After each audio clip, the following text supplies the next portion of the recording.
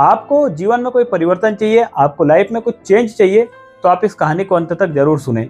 यह कहानी है चार चोरों की। एक बार चार चोर होते हैं, वो एक सेठ जी के यहाँ पर चोरी करते हैं और बहुत सारा धन सेठ जी के यहाँ से इकट्ठा कर लेते हैं। अब उस धन को लेकर के चारों चोर जंगल के रास्ते निकल जाते हैं और रास्ते में जाते जाते काफी रात हो चुकी थी, चोरों को 2 या 3 बज गए थे रात के।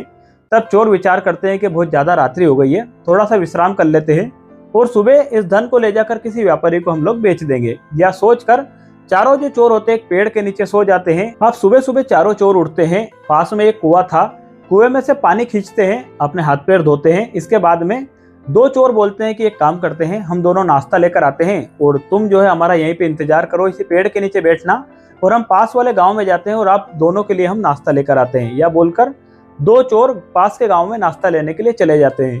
जब वो दोनों चोर दुकान पर पहुंचते हैं तो अपना नाश्ता पूरा पैक करवाते हैं और नाश्ता पैक करवाने के बाद में दोनों चोरों के मन में एक विचार आता है कि क्यों ना हम इस नाश्ते में जहर मिला दे और उन दोनों चोरों को मार दे। यदि हम दोनों को मार देंगे तो जितना भी धन रहेगा हम दोनों आपस में बांट लेंगे।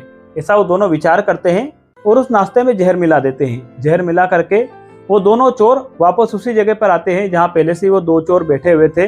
वो उन दोनों चोरों को नाश्ता देते हैं और बोलते हैं कि हम तो दुकान पे ही नाश्ता करके आए और आप लोग यहाँ पर नाश्ता कर लीजिए। इस पर जो दोनों चोर होते हैं बोलते हैं कि ठीक है हम नाश्ता कर लेंगे, तुम लोग ऐसा करो कि हाथ पैर धो लो, हमने अभी हाथ पैर धो लिया है, पानी वगैरह पी लिया है, तुम लोग थक गए होंगे, इतनी दूर से आए हैं, तो एक काम कीजिए कुएं के पास में जाइए और वहाँ पे हाथ पैर धो लीजिए।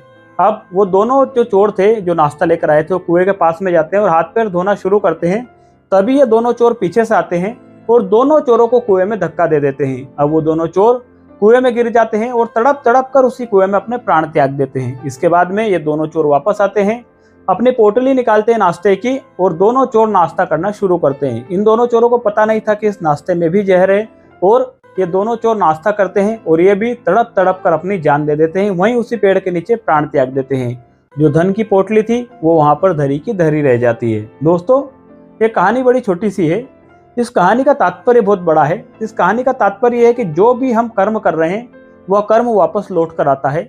हर क्रिया के विपरीत एक प्रतिक्रिया स्वतः ही होती है, ऑटोमेटिक ही होती है, आप उसे रोक नहीं सकते हो। जैसे ही जो चोर नाश्ता लेने के लिए गए थे उनके मन में जो पेड़ के नीचे बैठे थे उन चोरों के प्रति गलत विचार आया और इसी कारण जो पेड़ के नीचे जो चोर बैठे थे उनके मन में भी स्वतः ही उन लोगों के प्रति गलत विचार उत्पन्न हो गया। इसलिए दोस्तों कहानी का सार इतना ही है कि हर क्रिया के विपरीत एक प्रतिक्रिया स्वतः ही होती है, यह प्रकृति इसी तरह से चलती है। इसलिए हम जो भी कर्म कर रहे हैं उसका कर्मफल हमें भोगना ही पड़ता है।